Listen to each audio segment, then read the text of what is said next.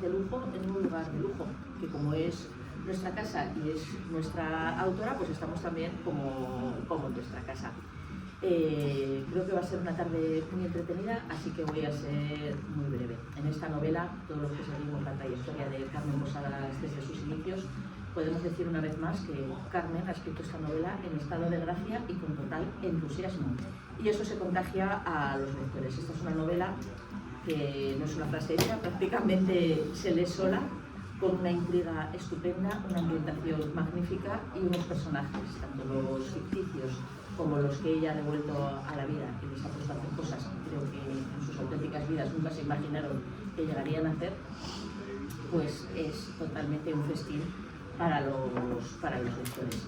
Y todo ello embarcados pues, en uno de los iconos del siglo XX, el Titanic, que es su hundimiento, su naufragio, es algo que está en nuestra cabeza y en nuestro imaginario pues, desde que somos niños. Y ella nos mete allí y nos embarca, como os he dicho, en una aventura increíble y que luego además pues, bueno, pues trae muchísima cola. Os veo con muchas ganas de preguntar. No sé, Carmen, si quieres decir algo para ayudarles a romper el hielo, nunca mejor dicho. Oye, a nosotros no nos hace falta. No os hace falta. No. Buenas tardes, ¿ahora soy yo? Hola, hola. Sí, sí. No. Ese no. Ahora sí. No. Tampoco. Ay. Hola, este es... Bueno, pero se oye bien, ¿no? Ahora sí. Bueno, primero muchas gracias a todos por venir esta tarde tan complicada, porque está la castellana cortada entera. Ah, sí. ¿Ah, sí? ¿Ves? Creo que hay una manifestación monstruo. O sea que os agradezco muchísimo que habéis atravesado todas las dificultades para llegar hasta aquí. Y si queréis, os cuento un poquito cómo se me ocurrió la idea del libro. Y luego No, déjalo, te preguntamos nosotros. Vale. Es que te lo va a Te preguntar. lo quiero preguntar. Ataca. No, que nos quitas las preguntas, Carmen. Pues ya está. Bueno, yo rompo el hielo, hago la primera pregunta, el primer eso y luego ya dejo que te pregunten. Bueno, para mí es un placer, sabes, otra vez estar aquí contigo, que la primera vez que estuve contigo fue aquí, hace años, con Testigo Invisible, y siempre lo digo y no se me olvidará nunca, yo creo, ese día. Y lo vuelvo a decir, que el Club de Lectura es gracias a Carmen Posadas. Bien. Sí, no, es gracias a Carmen Posadas, porque a mí me gustó mucho. Yo digo, pues yo tengo que hacerlo. Y al final, mira, después de tantos años... Yo creo que más de 10. Más de 10, sí. Más de 10, bueno. A mí me ha gustado mucho, Carmen. A mí me ha gustado mucho. Yo creo que escribas lo que escribas, digo, nos vamos a lanzar a leerte porque nos gusta mucho cómo escribes. Pero a mí, para romper el hielo y para empezar a preguntarte, me gustaría que nos dijera cómo surgió esta idea, espérate que lo tengo apuntado, que no se me va.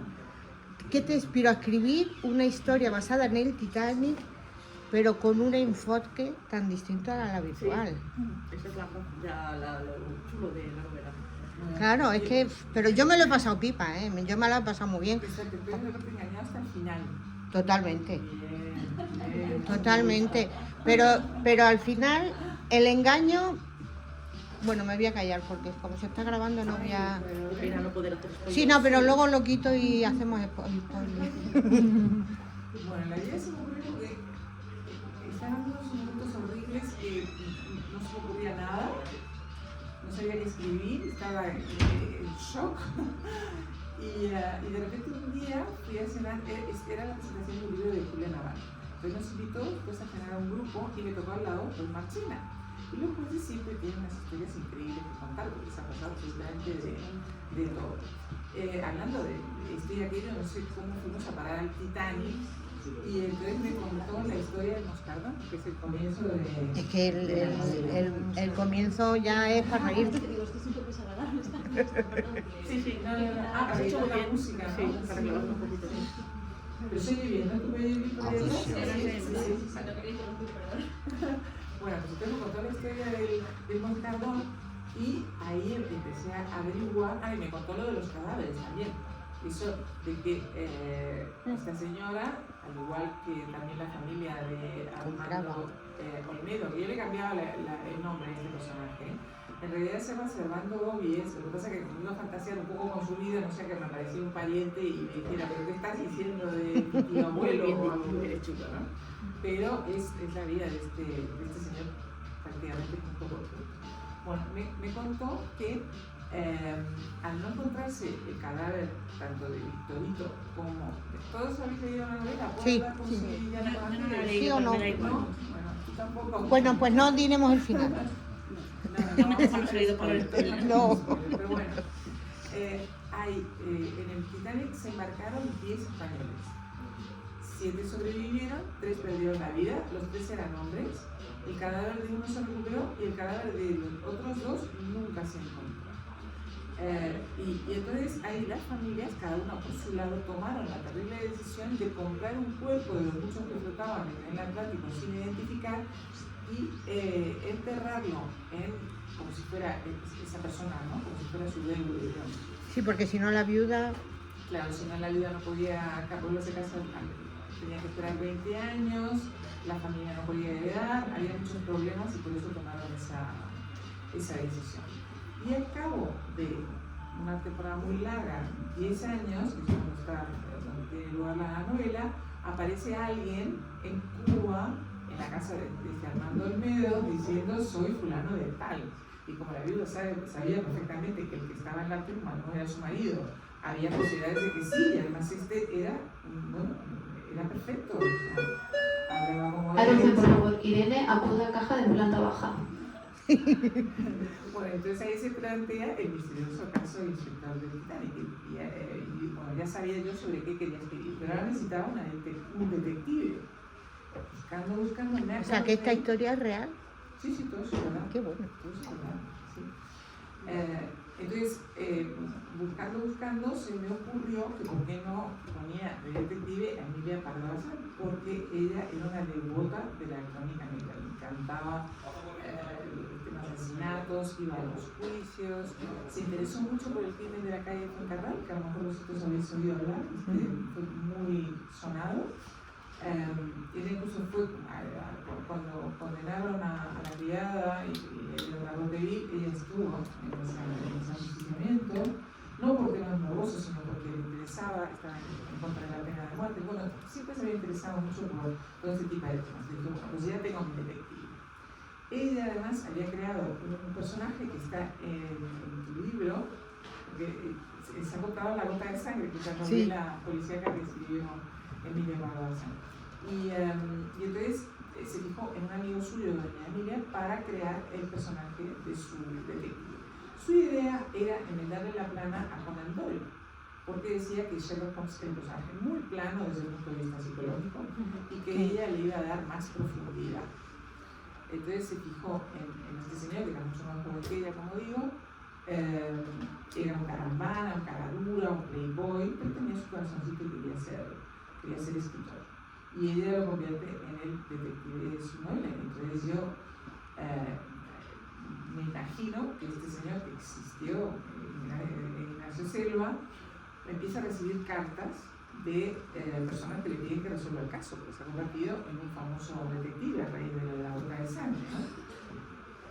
Esto se me ocurrió porque, no sé si sabéis que hay 2 personajes de ficción que reciben cartas hasta el día de hoy, multitud de cartas. Una es Julieta Capuleto, que le consulta todo tipo de temas sentimentales. Sí, ¿sí? Julieta, bueno, sí. Bueno, y otro es Sherlock Holmes, que hasta el día de hoy recibe todo tipo de encargos en Baker Street, ¿no? Bueno, entonces yo me imagino que Selva también le escribía cartas y un día una señorita escribe diciendo por favor ayude a resolver el caso de mi hermano que desapareció en el Titanic y ahora hay alguien que dice que es él. Así conoce todo. Bueno, si queréis, hacemos como siempre. Somos un club de lectura y yo doy paso, pero si alguien quiere preguntarla, no tengo problema, ¿vale? Es que si no, esta se me desmadre. Sí, intentaremos. No. Mira, Pedro, ala, te ha tocado.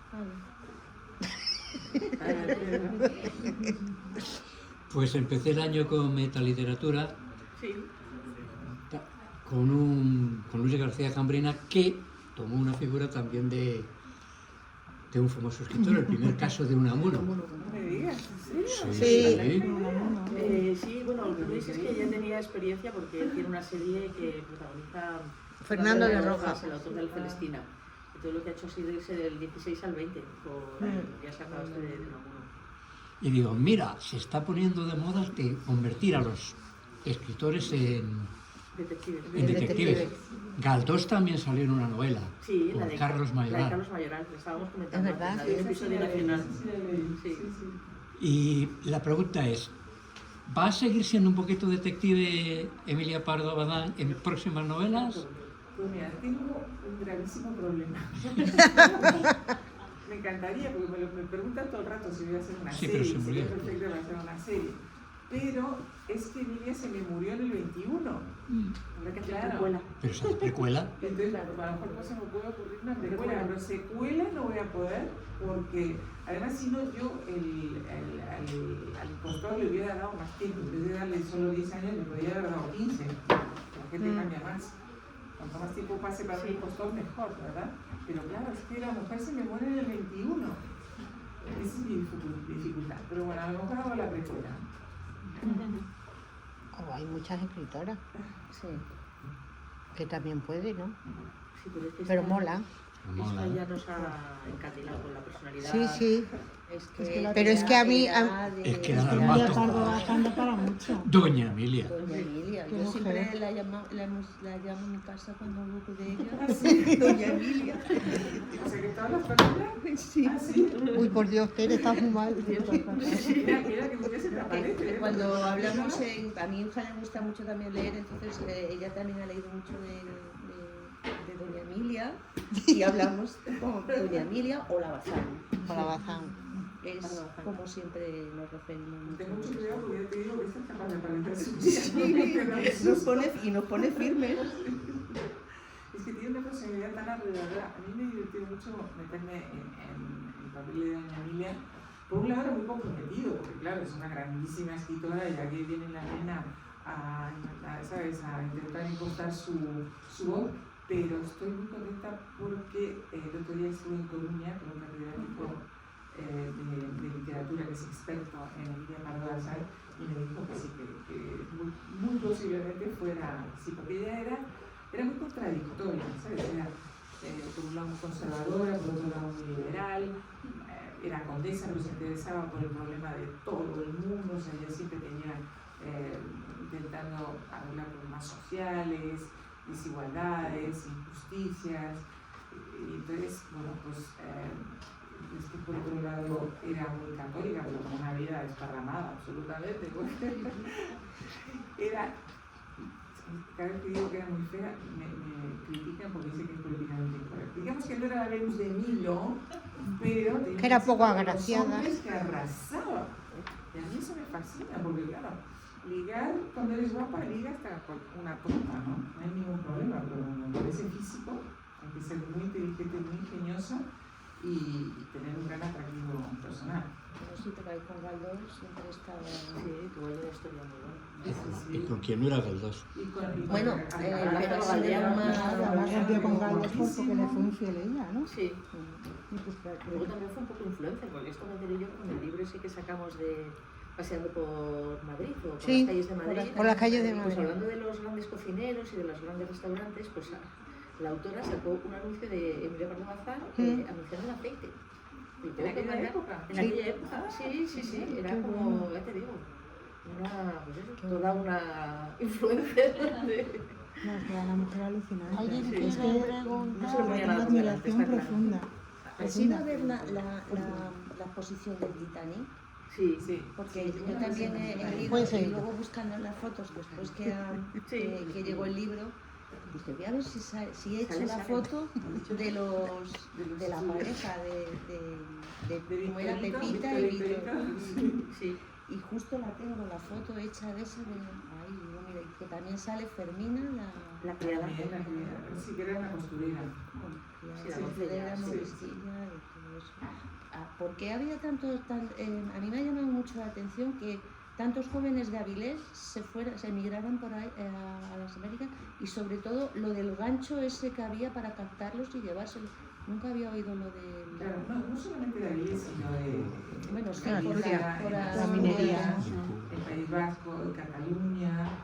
Llegó un momento en que, sobre todo en Asturias, no había prácticamente ninguna familia que no tuviera alguno de sus miembros en América. Había como una consigna de que los niños cuando cumplían 12 años o así ya tenían que prepararse para pasar las Américas y se iban solos. Y eso ocurrió hasta muy entrado en el siglo XX.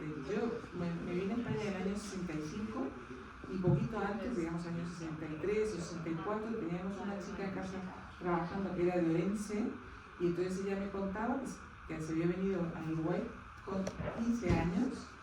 Se había escapado porque el cura del pueblo la había violado, ella se lo contó a su madre dijo que era una fresca y que iba por ahí provocando a los hombres, y entonces decidió escaparse, se fue con un primo suyo, ella tenía 15 y el primo tenía 14 y se vinieron solos. Pero si te fijas, es un poco lo que está ocurriendo ahora con la migración africana, ¿no? Llegan niñas también. Pero lo que me llamaba la atención era el captor ese que los iba engañando, porque los engañaba. Sí, eso es un poco como el equivalente de lo que hay ahora de las máquinas, ¿no? Que les cobran una fortuna cuando ¿Qué poco ha cambiado la América, cosa? que los explotan. En aquella época funcionaba así. Cuba es de los últimos países en los que se produce la abolición de la esclavitud, ¿no? Muy tarde. Así que todos los terratenientes quieren seguir teniendo mano de obra muy barata. Entonces ahí empieza esta especie de tráfico, se organiza de la siguiente manera.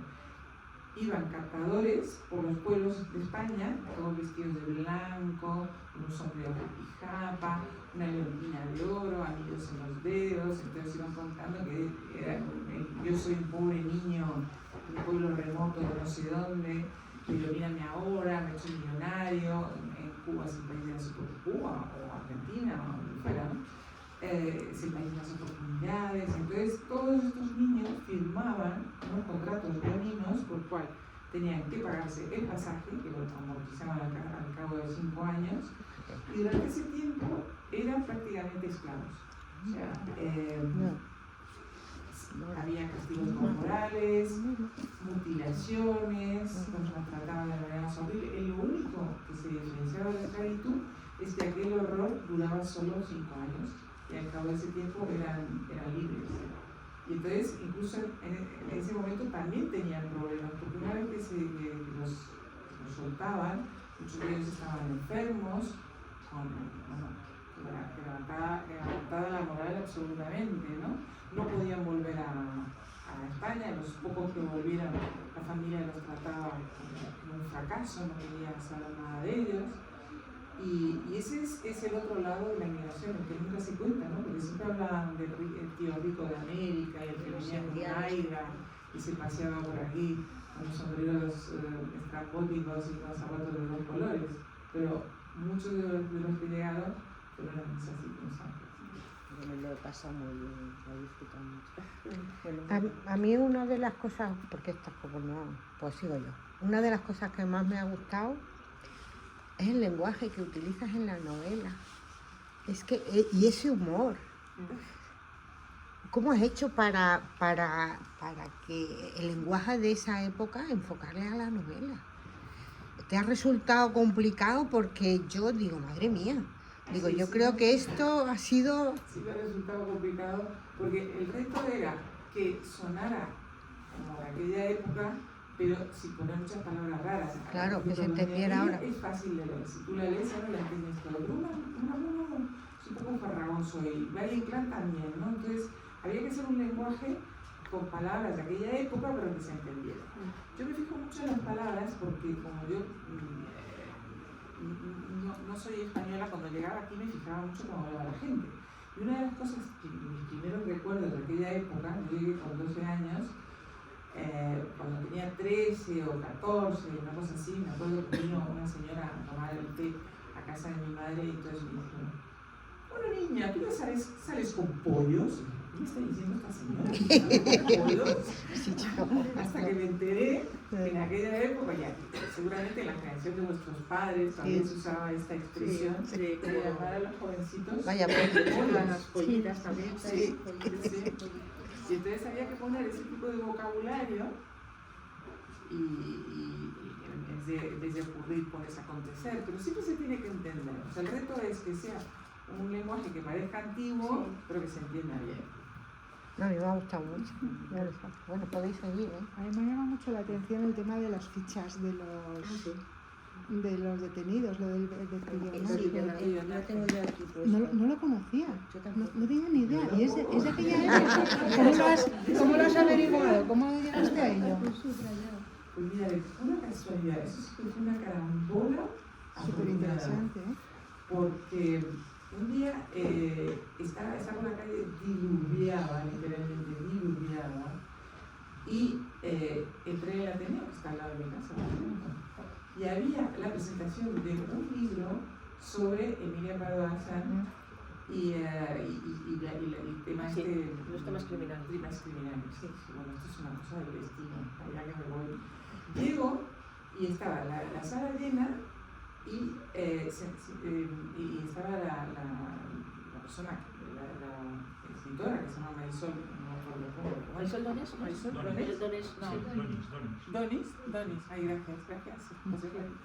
Bueno, estaba desesperada porque no había llegado el presentador. Entonces me dije, bueno, si quieres te lo presento yo. Bueno, muy encanta. Ahí era espontánea. Qué bueno. Bueno, tuve suerte porque llegó el presentador, porque es una facha que yo presentara un libro que no sabía ni de qué iba.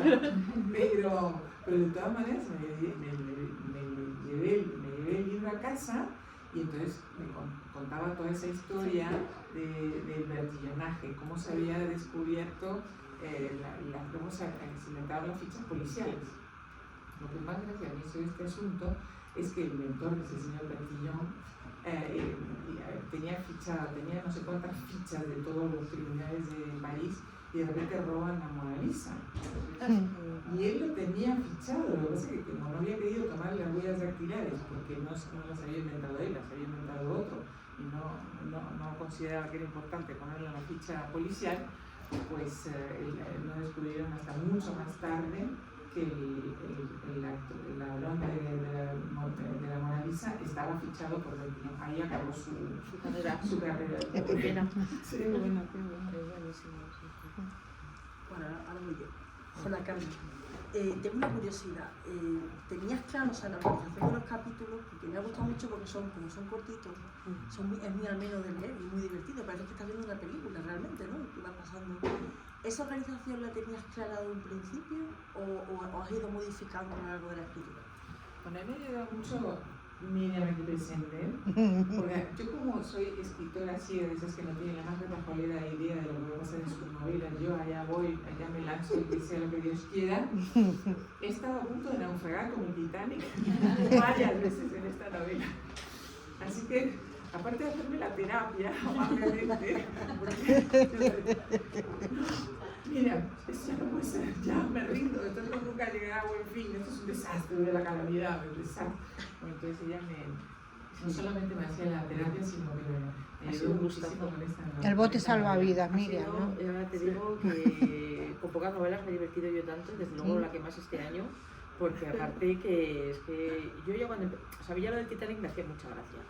Y me iba pasando por escenas, la primera del Moscardón me encantó. Bueno, es que el Moscardón... o sea, es que lo visualizaba completamente.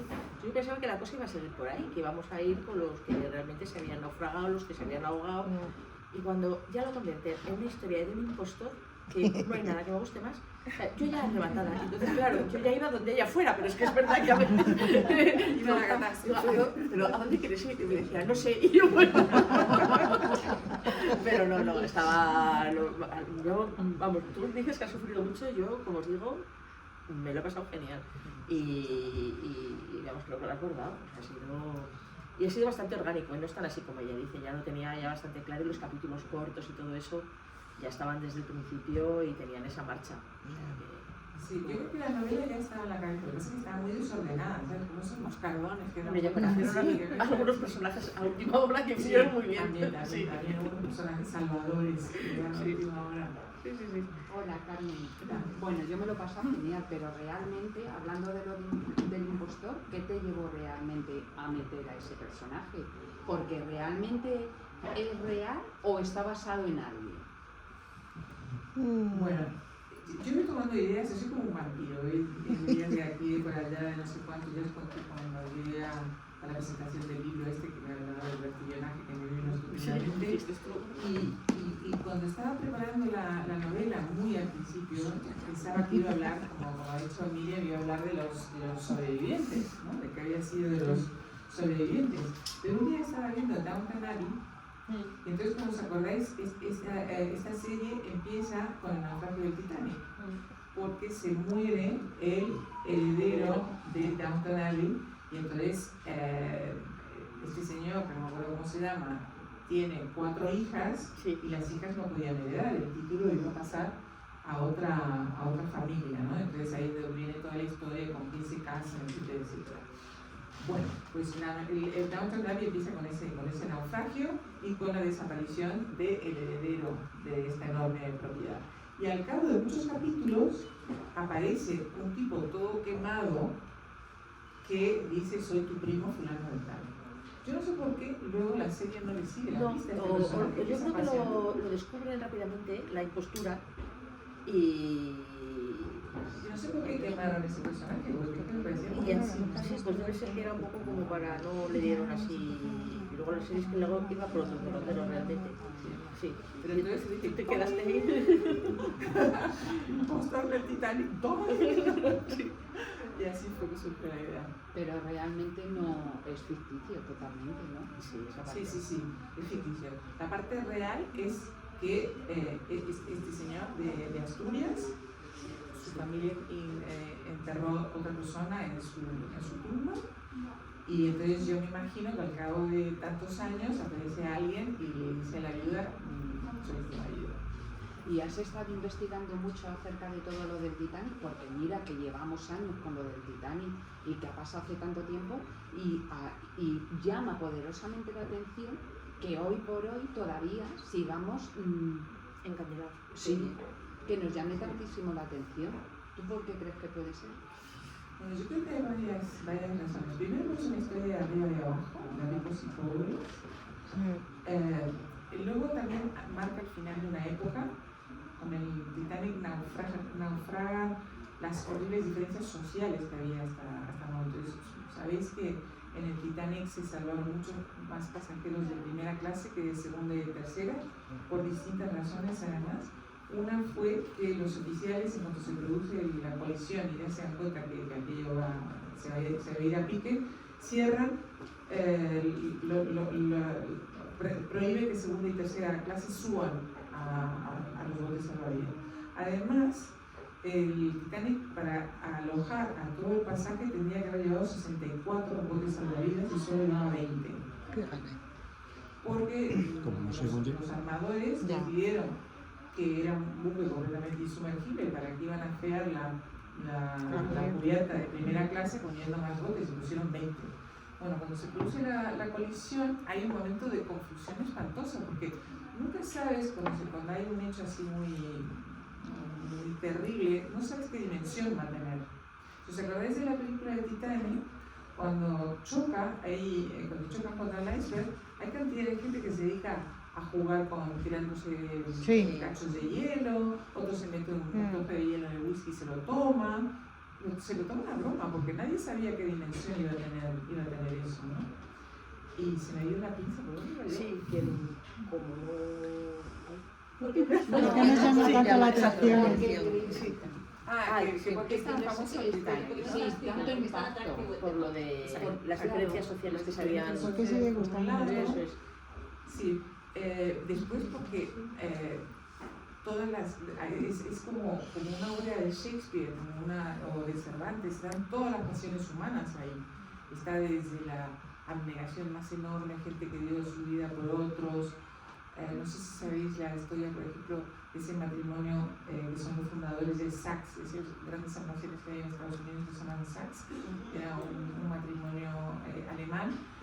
Como había la orden de mujeres y niños primero, el marido, muy caballerosamente, porque iban en primera clase, decidió que él no iba a embarcar, y su mujer dijo: yo muero contigo, y se murieron abrazados. Eso también sale en la película de Titanic. Bueno, historias de enorme generosidad y de enorme sacrificio, pero también historias de abyección espantosa.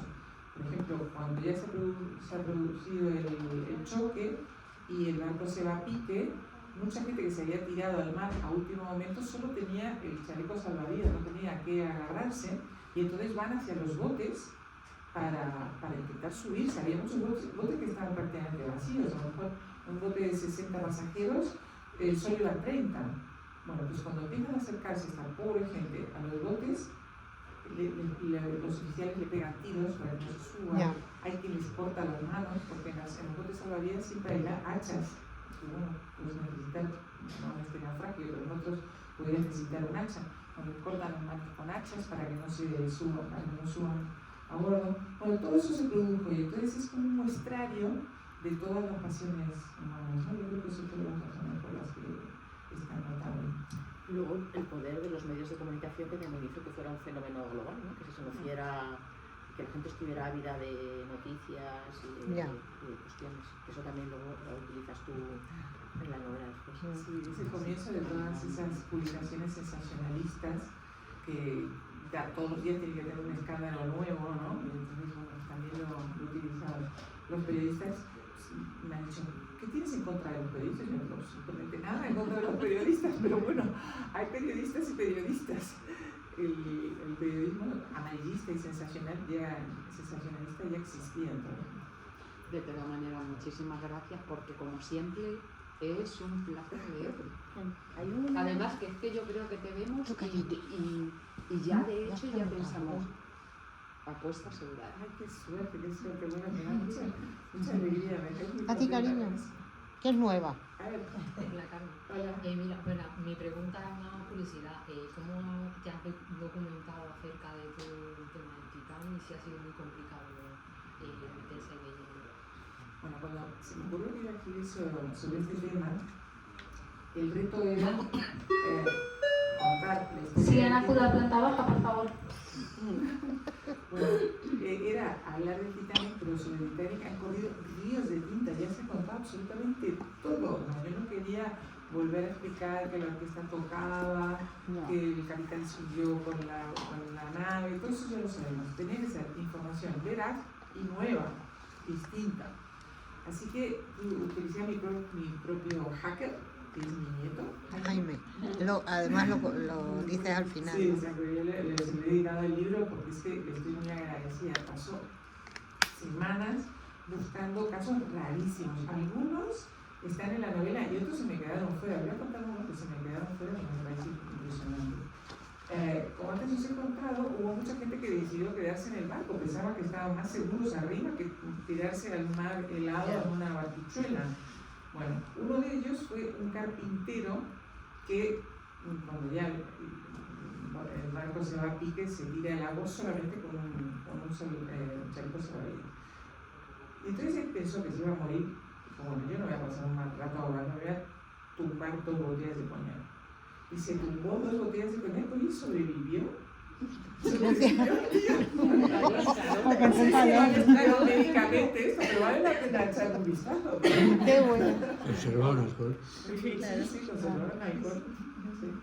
Qué bueno. Y como esta hay muchas anécdotas curiosas. Luego, este sí lo cuento en la novela.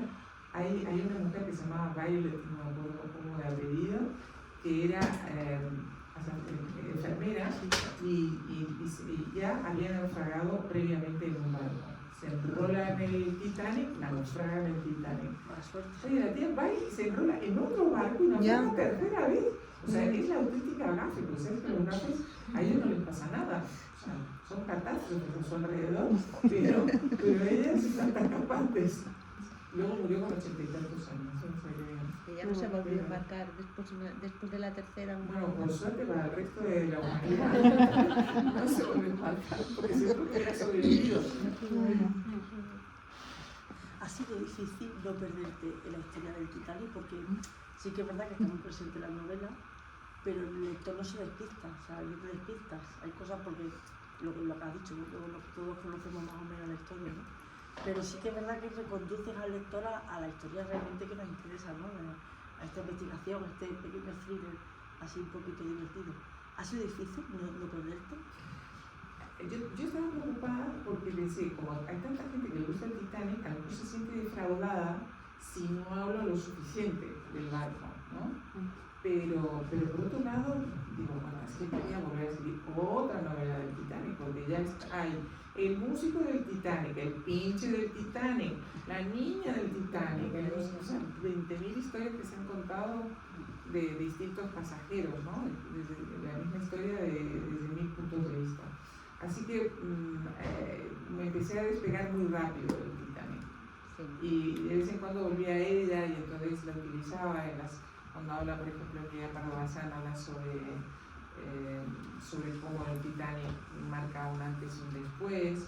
Después, en las conversaciones, cuando llega el impostor también cuenta historias del Titanic, para que estuviera presente, pero que, en fin, que no me desviara de la trama que era la que me interesaba. Una cosita, hay un homenaje ahí a Agatha Christie con la frase de las células grises y el médico suizo se llama Hercule también. Sí, a Agatha Christie le he hecho como 2 o 3 homenajes. Es verdad que hay un momento dado que Emilia Pardo Bazán dice: a ver, Selvita, usa tus células grises. Y dije, qué frase tan interesante. Me llamó la atención eso, sí. y luego ya me di cuenta, digo, pues este médico suizo también puede ser. Sí, pero se ha dejado algunas. A mí siempre me divierte mucho en los libros dejar como unas piedritas de pulgarcito, que son este tipo de cosas, para algún lector que le diviertan los niños, ¿no? Sí, entonces, bueno, pues hay gente que las pilla y otros que no, pero bueno, me quedo contentísima cuando alguien descubre mis piedritas de pulgarcito.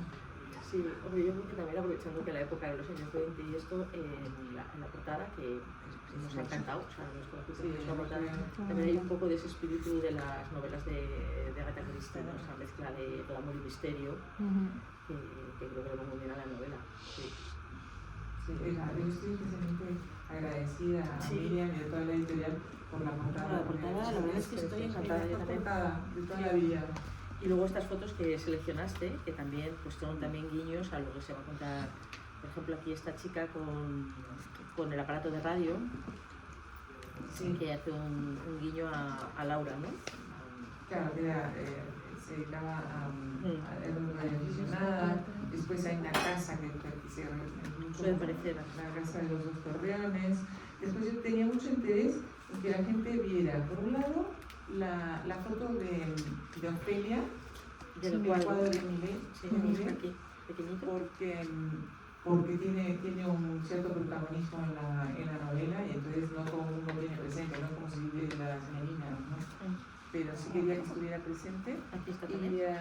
Y después también quería que estuviera la portada del New York Times cuando dio la noticia, porque es una portada tan clasista, una cosa terrorífica. Y dije, ¿cómo es? A ver, sí.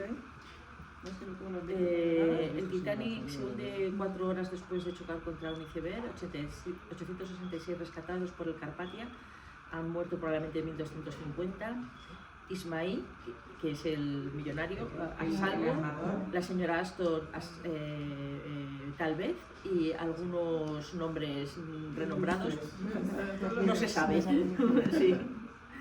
Y aquí está el capitán, que también, sí, la verdad es que fue un gusto todo, el libro completo.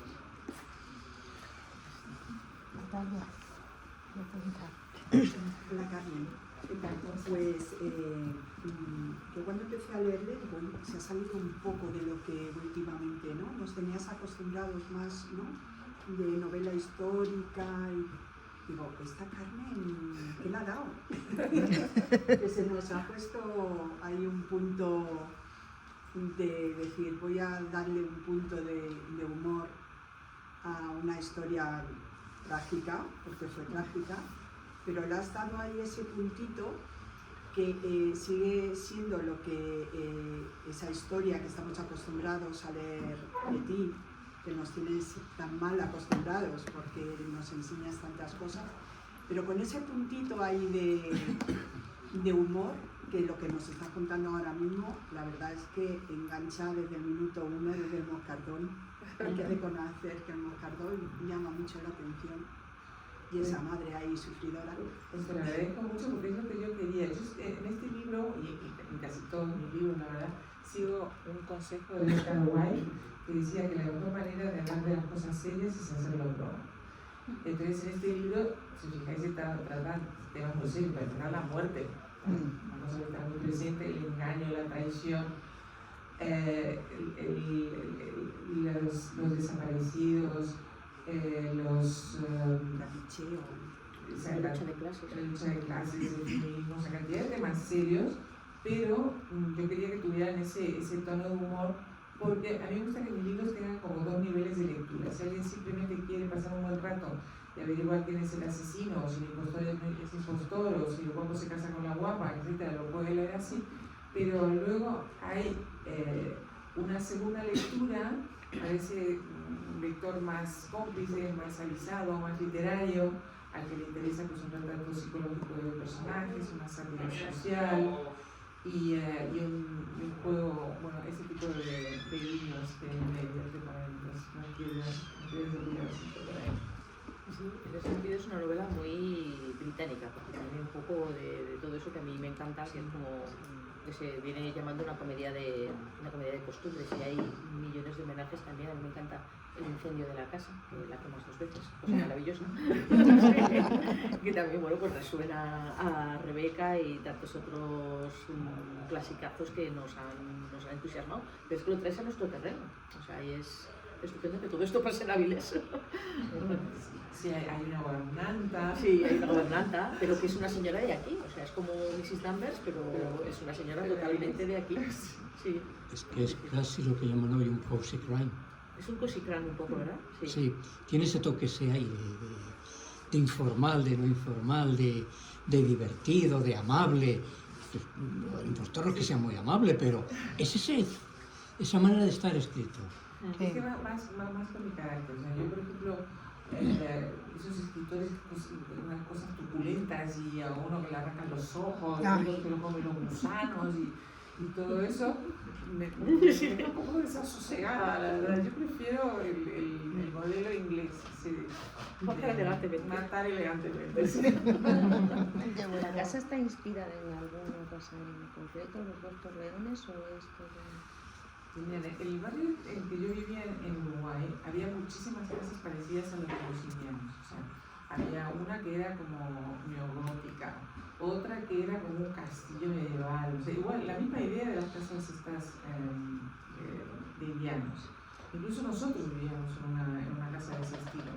Yo no he descrito mi casa en concreto porque quería que eso de los 2 Torreones me gustaba. Entonces está más bien basada en mi vecino, que se llamaban Algorta, que vivían en la casa de al lado, que en efecto tenían estas dos torres. Así que yo con ese ambiente, ese tipo de casa la conozco muy bien, ¿sabes? Entonces no me ha gustado nada. Luego estuve en Avilés ahora hace poco, y para mi enorme frustración no quedan casas. No, mi hija va todos los años al Celsius, lo hacen en julio, en el mes de julio, es de fantasía y cosas así. Y cuando se lo he comentado y tal, dicen, no, pues yo por allí no me he visto ninguna casita así. Sí, una pena. En Uruguay está pasando lo mismo, son casas imposibles de reciclar. A menos que hagas un colegio o que hagas una fundación, ya no tiene ningún sentido. Aparte que no se puede tocar por fuera, con lo cual tampoco por dentro es muy difícil remodelar una casa si no lo puedes tocar por fuera, ¿no? Y es una pena porque es una época maravillosa que ha desaparecido, así como el Titanic, se hundió todo aquello. ¿Alguien quiere preguntar? Yo te voy a hacer una pregunta. Si tú Pero yo pensaba otra gente que no ha preguntado. Ah, vale. Pues ahora después. Pues parece que te voy a preguntar yo, ¿no? No, era por curiosidad. Si tú fueses o vivieses o estuvieses en aquella época, ¿quién crees que serías? Si yo viviera en esa época... ¿De los personajes? De los personajes, claro. Yo tengo otra mejor. Ah, bueno. ¿Quién te gustaría ser o conocer? ¿De toda esa gente? Pues espera, que voy a contestar. Emilia Pardo, yo creo. Sí, a mí me gustaría ser Emilia Pardo, pero creo que era mona,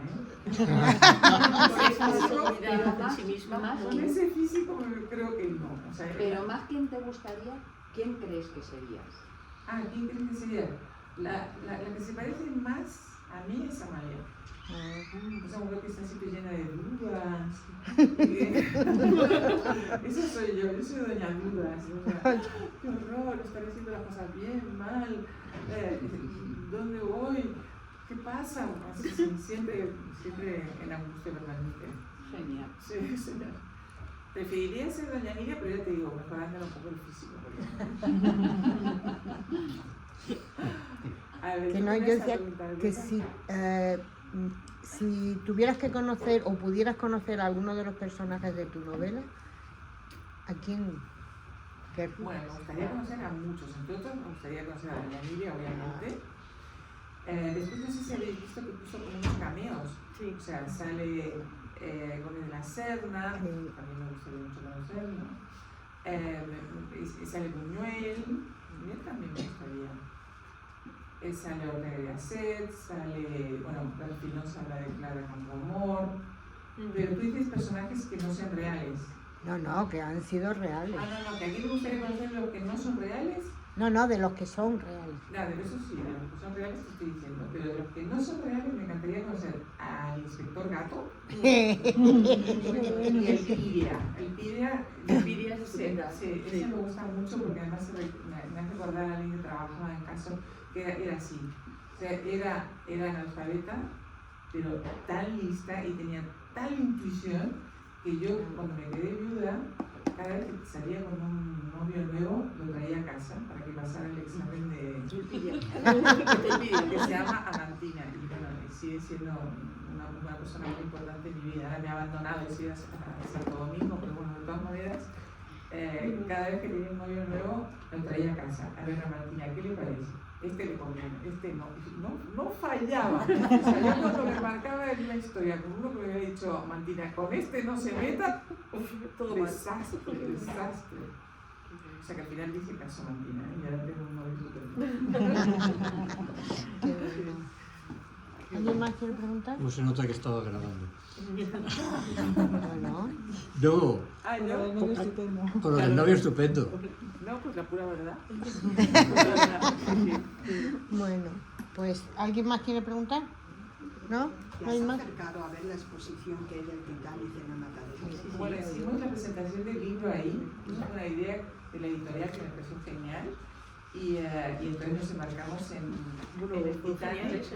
Luego la segunda parte de la comida es que fue fantástica. Primero nos embarcamos todos en el Titanic con los periodistas para meternos en ambiente y luego nos los llevamos a comer en un restaurante que está como por aquí por ópera, que hacen el menú del Titanic. Y entonces comimos todo lo mismo que comieron ellos la noche fatídica. Sí, se inspiraba el menú en el auténtico menú del Titanic que se veía en la exposición. Hombre, aquí era un poco reducido porque el menú del Titanic aquello era para Heliogábalos totalmente. Pero estuvo súper divertido y claro, aquello dio mucho de sí. Sí. Está muy bien la exposición. Sí. Yo lo he oído ver y a mí me gustó mucho. De hecho, al principio, cuando lo empecé a leer el libro, me parecía que estaba ahí metido otra vez. Sí. Y yo decía, madre mía, se parece que estaba ahí metido. Que ya solo me falta sacar el ticket. Además es que fue primero fuiste tú, luego he ido yo a la exposición y a la semana o por ahí ha llegado el libro. Entonces como que estábamos más... Lo teníamos como muy reciente, yo lo tenía muy reciente.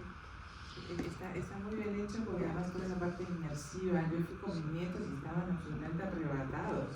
La parte de realidad virtual, o incluso cuando construyen todo el transatlántico, yo estaba en proa Y la Croacia sí, oye, era un momento que te medio mareabas y todo, ¿eh? Me encanta. Es impresionante, además como realmente tú no te mueves, ¿no? Porque estás sentada, pero ves cómo va pasando por todo el astillero, o sea, es...